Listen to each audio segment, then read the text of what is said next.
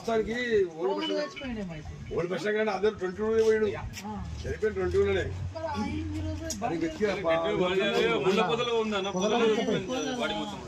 Already వెతికిరు bus చేసిరు బంధువుల సమాచారం వాడు ఆల్రెడీ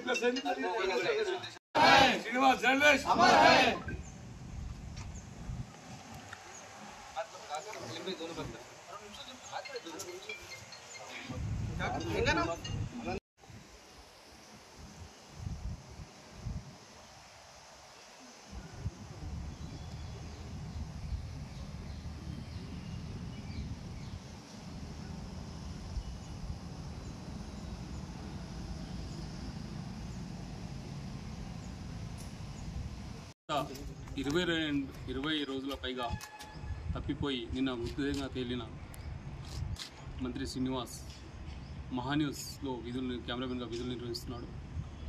అతను చనిపోవడం చాలా బాధాకరం. గత 22 రోజుల నుంచి ఆచూకు తెలవాలని ఇక్కడ పోలీస్ స్టేషన్ ఫిర్యాదు కూడా చేయడం జరిగింది. ఆ తర్వాత అతను సంగారెడ్డిలో చెరువులో శవమై తేలిన ఘటన దిగ్భ్రాంతికి గురి చేస్తుంది. నిన్న అతని స్వగ్రామం కడపల్లో అంత్యక్రియలు కూడా నిర్వహించడం జరిగింది. ఈరోజు నారాయణ్ ఖేడ్ ఐబీ గెస్ట్ హౌస్లో జర్నలిస్టులందరూ సంతాప సభ కూడా నిర్వహిస్తున్నాము. శ్రీనివాస్ చనిపోవడం చాలా బాధాకరం.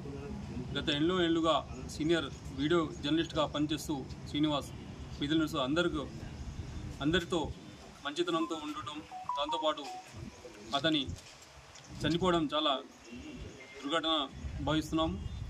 ఇకపై కూడా ఆర్థిక ఇబ్బందులతో చనిపోవడనే సమాచారం అందుతుంది. ఆర్థిక ఇబ్బందులు ఉంటే తోటి జర్నలిస్టులకు కానీ తోటి ఎవరికైనా చెప్పుకోవాలి, కానీ ఇలాంటి ఆత్మహత్య పాల్పడడం సరికాదనుకో భావిస్తున్నాము. నిజంగా ఈ జర్నలిస్టు మృతి చెందడం చాలా బాధాకరం. ఈ తోటి జర్నలిస్టు తరపున వీళ్ళ కుటుంబానికి కూడా ఆదుకుంటామని తెలుపుతున్నాను. ఆకల మృతి పట్ల నారాయణ్ ఖేడ్ జర్నలిస్ట్ పక్షాన ఈరోజు మౌన ప్రదర్శన నుంచి ఆయన ఆత్మకు శాంతి చేకూరాలని నారాయణ్ ఖేడ్ జర్నలిస్టులు సంతాపం తెలిపారు.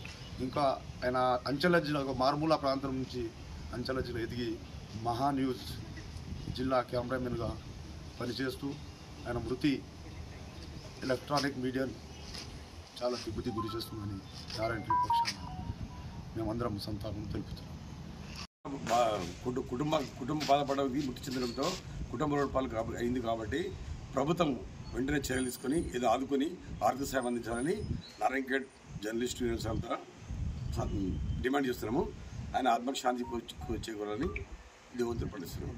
Hi, this is Swati Dikshit. Please subscribe to SKS Fly TV.